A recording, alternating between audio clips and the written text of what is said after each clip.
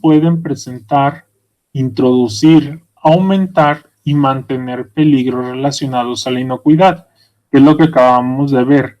Arriba nos lo mencionaba durante su proceso de producción.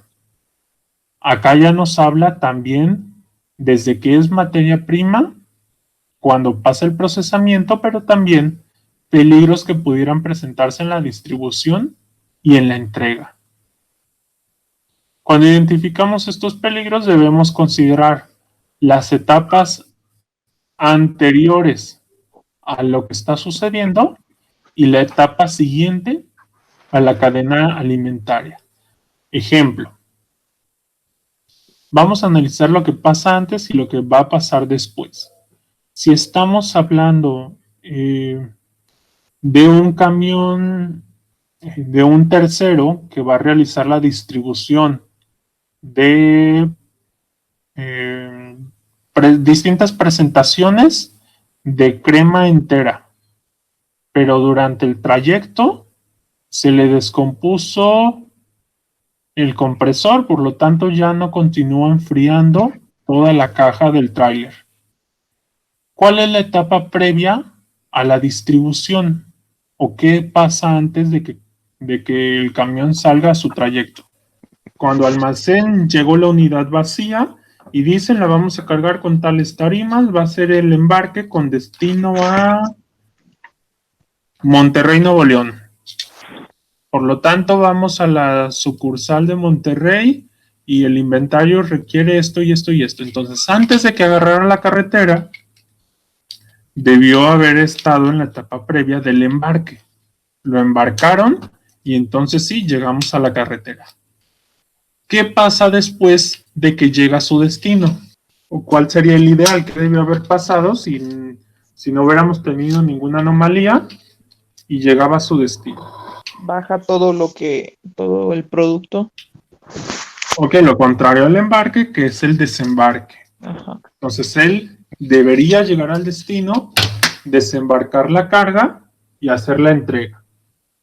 Pero nada de eso va a pasar. O sí va a pasar, pero con otras condiciones. ¿Por qué? Porque en el inter del trayecto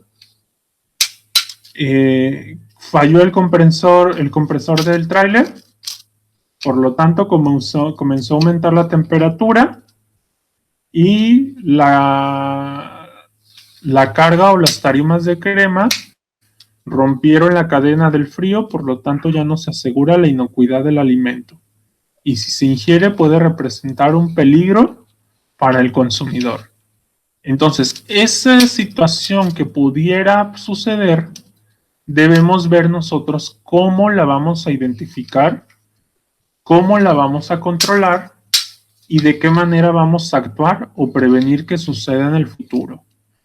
Ya lo mencionábamos también el primer día, ¿cómo me voy a asegurar que tal vez en el Inter el equipo falló, pero antes de llegar al destino comenzó a funcionar nuevamente y va a llegar en la temperatura correcta?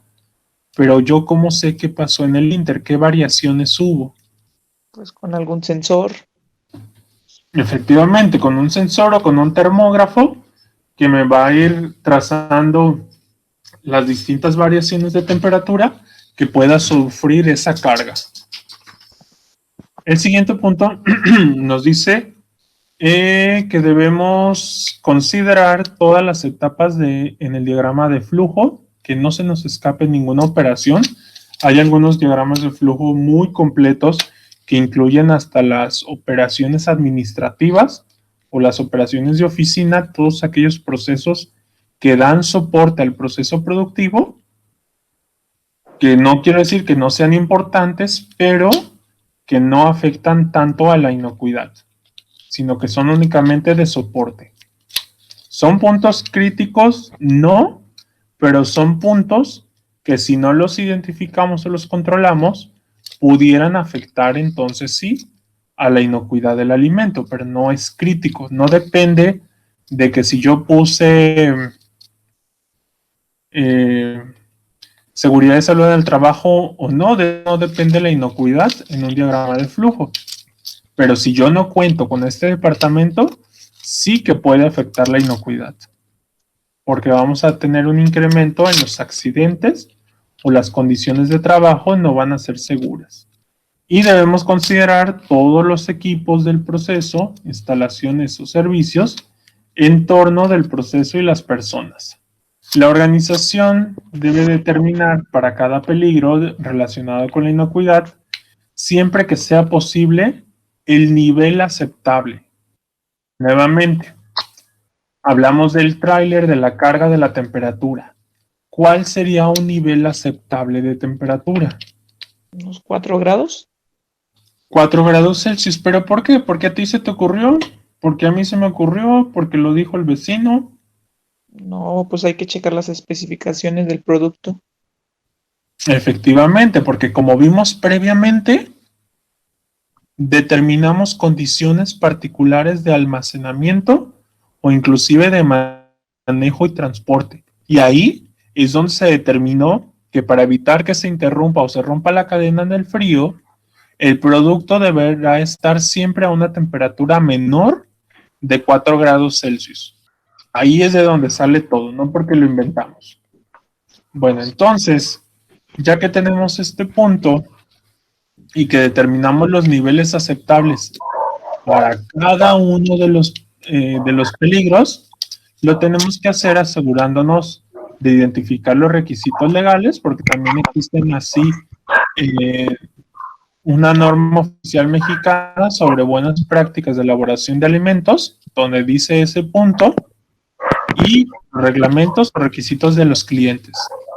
Debemos considerar el uso previsto de los productos terminados, es decir, que vamos a considerar que la gente o el consumidor le va a dar la correcta manipulación, y debemos considerar toda información adicional que sea necesaria.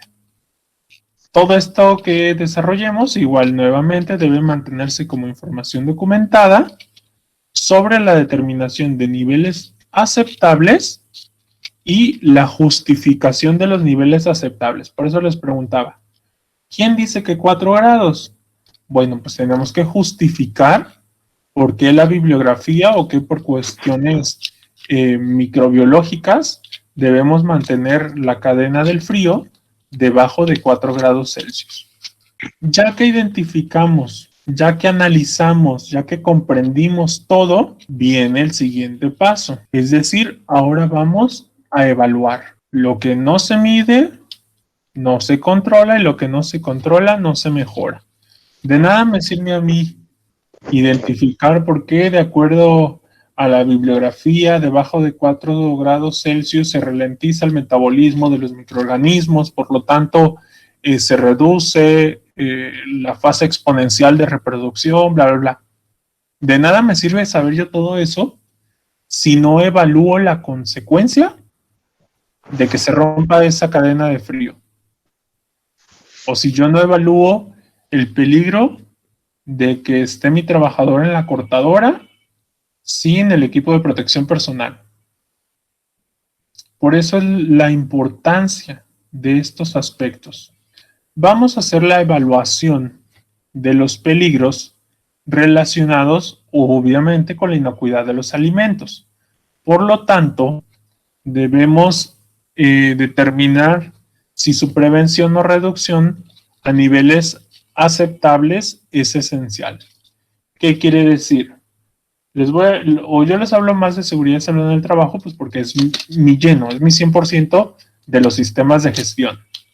Para determinar los riesgos de seguridad y salud en el trabajo, utilizamos generalmente la metodología de TEFINE o el método TEFINE.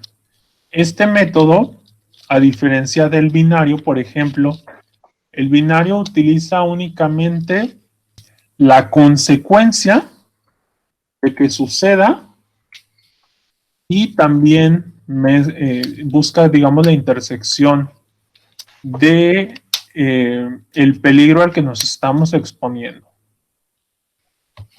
Eso es lo que utiliza el binario. Nada más, en teoría, toma 2 variables. Pero por otro lado, tenemos el método TEFINE, que es un método más completo. donde considera 3 aspectos. El primero es la consecuencia, pero también considera la exposición y también considera la probabilidad de que suceda, que es una metodología un poquito más compleja. Llevándolo a inocuidad, podemos utilizar el mismo método T-Find, solo habrá que adaptarlo a temas de inocuidad. Tal vez en lugar de que la consecuencia sea la muerte de un trabajador o la incapacidad temporal o permanente del trabajador, pues vamos a enfocarlo en inocuidad. Que sí, tal vez pueda fallecer un consumidor porque se perdió la inocuidad, o pueda ser simplemente desapercibido, un pequeño malestar, un dolor, una reacción adversa, como puede ser una alergia, un choque anafiláctico, etc. Solo lo habrá que adaptarla. La exposición sería qué tan frecuente es que esto pase, qué tan frecuente sería que el trabajador no use guantes y se corte y por lo tanto dañe o afecte la inocuidad del alimento, que puede ser siempre, casi siempre, alguna vez